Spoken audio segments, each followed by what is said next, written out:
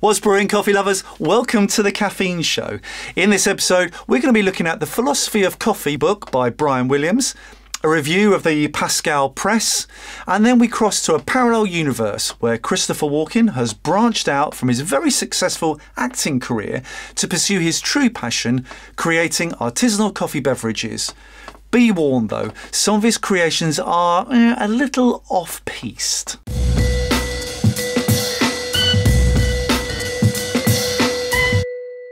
Firstly, we're going to be looking at this new book called The Philosophy of Coffee by our regular caffeine contributor, Brian Williams. Brian has been writing for Caffeine magazine for 5 years now, and in his regular slot, he tours the UK and beyond in search of the best cafes. However, this, his first book, covers something completely different. The Philosophy of Coffee doesn't really cover a particular system of thought, but more a history and culture of coffee from its origins in Ethiopia to the global phenomenon that it is today. All these is condensed down into just over 80 pages. For anyone who follows Brian's blog, Brian's Coffee Spot, or has seen or met Brian, will see his factual style of writing shining through. We have seen in the past books that claim to be the history of coffee. More often than not though, they repeat the same misquoted phrases and folklore repeated as fact. Thankfully, Brian's exceptionally diligent research has dodged all of these as far as we can tell. This book doesn't shy away from coffee's maybe less savoury past and its colonial links, but manages to treat the whole subject with a very even hand without being superficial. It finishes with a brief summary of the current issues of the coffee industry and consumers that they face, from fair pay for farmers to climate change. A great gift for the coffee geek in your life with an interest in history, but written in a way that's accessible to anyone just getting into coffee who wants a no-nonsense resource to refer to. The Philosophy of Coffee is available for $9.99 from the British Library website and other online retailers. Links in the description down below. Next up, we're reviewing the Pascal Press. It's much like the Oomph coffee brewer that we reviewed a few weeks back. This is a coffee brewer and travel mug in one. The Pascal Press has 5 individual parts to the Oomph's 3, and on first impressions it's probably less well built, less attractive, only coming in this sort of semi-opaque grey colour. It is however less bulky, and you'll have no problem with this in a standard cup holder. The brewing system shares similarities too, as it's a full immersion pressure brewer, which means you can brew by pressing down on the internal chamber, which forces the coffee through a metal mesh filter and separates the used coffee grounds from the water.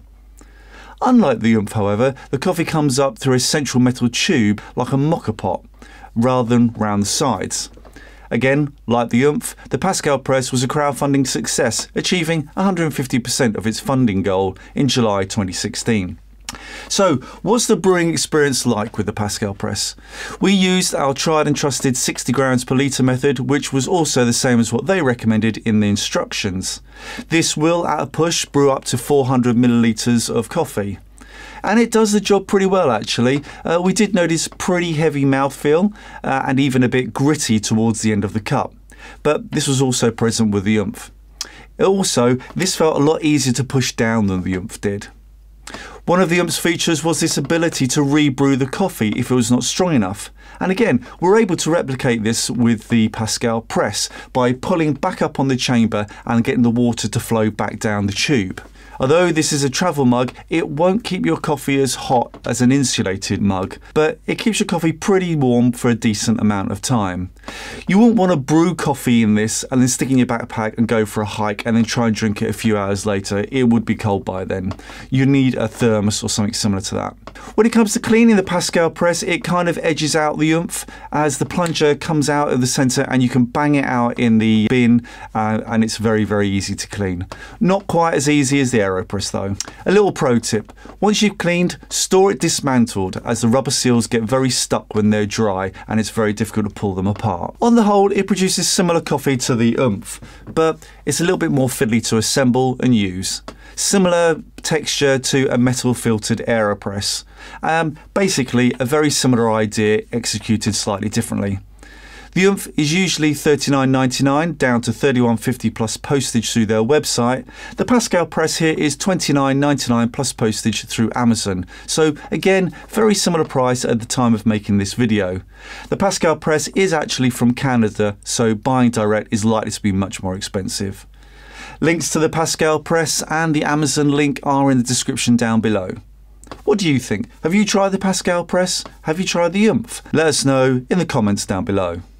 And finally, the team at the famous Lost Works podcast have created a wonderfully bizarre sketch imagining Oscar-winning actor Christopher Walken as the owner of a third-wave coffee shop. Animator Leah Dubuc brings the crazy improvised dialogue to life as Walken takes an ever-ridiculous series of orders and questions from his line of customers. Things escalate quickly as his patrons question Walken's sudden career shift, as well as his dubious menu items. Let's watch a little bit of it now. Links to the full video in the description down below. 2 shots of espresso with a dash of almond milk in it. Can you do that? A dash? Of almond Are you milk. going to give me... I'm sorry. I'm all about customer service, but how am I going to figure out how much a dash is? Why don't you say like a tablespoon? Or some kind of actual unit of measurement. Okay, I want like a thimble full of almond milk. My Frappuccino has a finger in it. I didn't want to have to tell you twice. I would never make a Frappuccino with skim milk. It diminishes the flavor. Where'd the finger come from? It's fair trade. Christopher Walken, I was just curious if I could have a vanilla latte, and also if you could tell me like what happened to your acting career that made you want to open up a coffee shop.